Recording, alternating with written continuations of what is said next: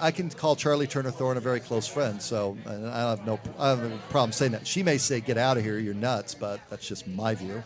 Before she took off last year, and with Title IX, the 40-year anniversary of Title IX tomorrow, I could do an hour with you right now on you Title are IX. Awesome. I mean, seriously, You're on it. Seriously, we could do Title IX. We could do why did you walk away for a year, and where did you go, and what did you learn? We could do are you going to be any good? You know, I mean, we could do all that stuff. I'm thinking tomorrow night, of all the people tomorrow night during the show up here, I'm just going to have more fun at your expense. At my expense. Yeah. Fabulous. Yeah, Good to see you too, Brad. It's great to you. Yeah. And thanks for playing. Ta-da! What's new, Coach Thorne?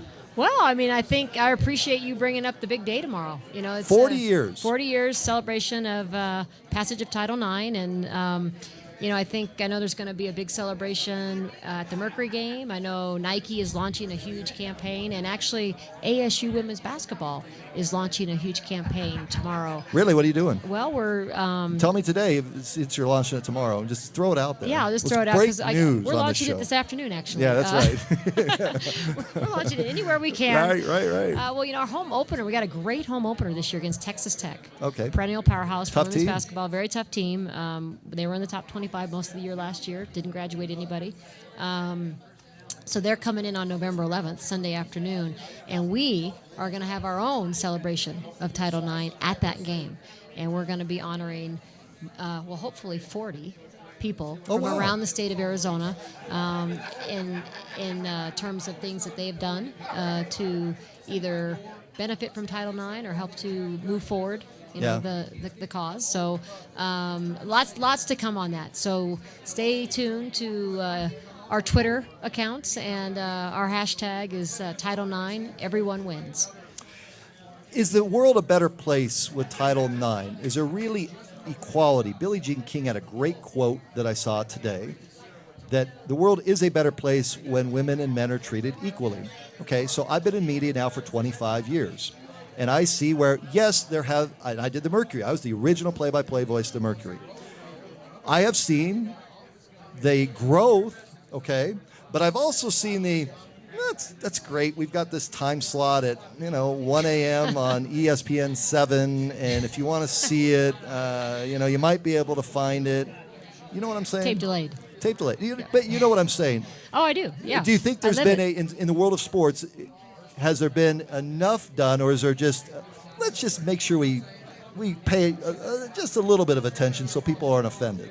Well, I think in terms of the Title IX legislation, and I am no expert, so this is just one person's opinion. I'm not an expert either. Yeah, I'm just but seeing it. in terms of my frame of reference and perspective, I mean, obviously the legislation was the Education Act, and so it has helped many people, especially women, get opportunities to get into college, because that's where it originated, Brad. It was nothing to do with sports. It was that women were being turned down by admissions offices because they're women.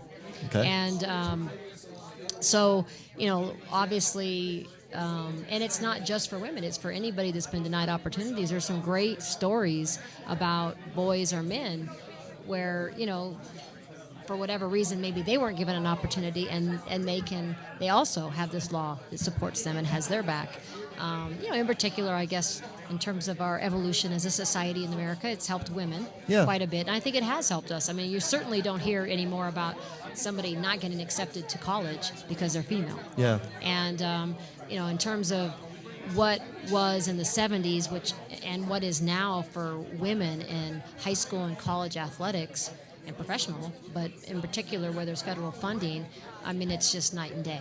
And I think it's important not to necessarily compare us to where the men are, but where we were and where we are now. I get that. Yeah. No, I get that. And in that regard, it's been incredible. And certainly, the thing that, and I remember President Crow mentioned this at one of, when he's addressing a big group for athletics, he just said, you have to remember women's sports are in their infancy. And we are, in terms of when we actually, got to really start and get resourced and get competitive. Charli Turner-Thorne with us. So we're broadcasting live here in Pine Top, pros2preps.com, PROS, the number 2preps.com, on Extra Sports 910, the Valley Sports Leader, also our first affiliate, KZUZ. You're going to play golf. You and I have played golf together a couple times. It's never pretty on my end. in the last year, did you play much golf? What did you do when you walked away from coaching? You took a year. What'd you do?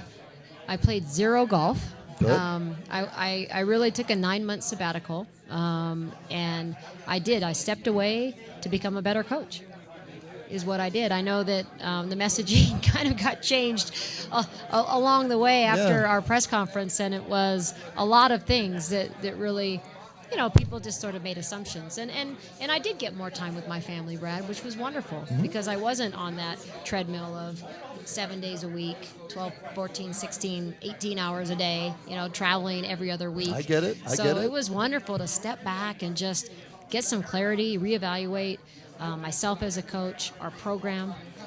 We've had I feel really good about the success we've had, but we haven't reached the promised land. Sure. We haven't made it to that national title game yet, and we want to. And so to be able to just step back and think about the way, not only for coaching, but also just the experience that we're able to create as mentors for our young women at Arizona State. How to just improve on that experience and making them strong, caring leaders, and which eventually leads to a better basketball team. I liked how when Coach Charles was done, you guys high-fived here in front of me. Steve Patterson's going to come on the next segment.